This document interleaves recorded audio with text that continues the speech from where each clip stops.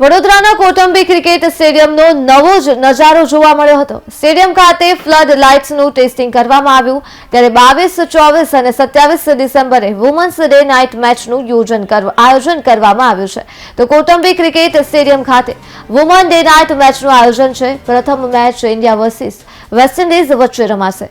પ્રથમ આંતરરાષ્ટ્રીય મેચને લઈ તૈયારીઓ હાથ ધરાઈ છે। તો સ્ટેડિયમ ખાતે ફ્લડ લાઇટ્સનું ટેસ્ટિંગ કરવામાં આવ્યું હતું। વડોદરાની પહેલી આંતરરાષ્ટ્રીય ડે એન્ડ નાઇટ મેચ આપણા પોતાના સ્ટેડિયમમાં થઈ રહી છે, બરોડા ક્રિકેટ એસોસિએશનનું સ્ટેડિયમમાં। એટલે બહુ આતુરતાપૂર્વક લોકો રાહ જોતા હતા। એનો હવે અંત આવશે 22 તારીખે અને અમારા તરફથી પૂર્ણ તૈયારી સ્ટેડિયમને કરી દેવામાં આવી છે।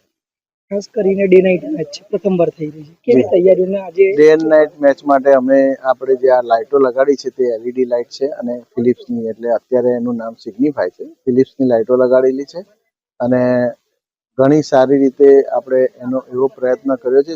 ફિલિપ્સ વાળાના કન્સલ્ટન્ટને બોલાવીને બી એના જે લક્સ લેવલ માપવાના કે જે HD કેમેરામાં જે આપણે હવે સ્પેશિયલાઇઝ એ છે કે HD કેમેરામાં આટલું જોઈએ, એ અમે હવે આ 4 દિવસથી અમે એનો પ્રયત્ન કર્યો અને એને હવે સફળ થઈ ગયા છે અને એ પ્રમાણે આખા ગ્રાઉન્ડમાં એઝ પર થિયરી જેટલું જોઈએ એટલું લક્સ લેવલ અમે મેજર કરી લીધું છે।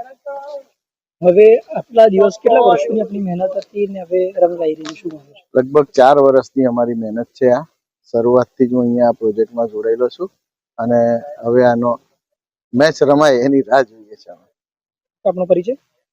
હું અમિત પરીખ, બરોડા ક્રિકેટ એસોસિએશનમાં હું પ્રોજેક્ટ મેનેજર।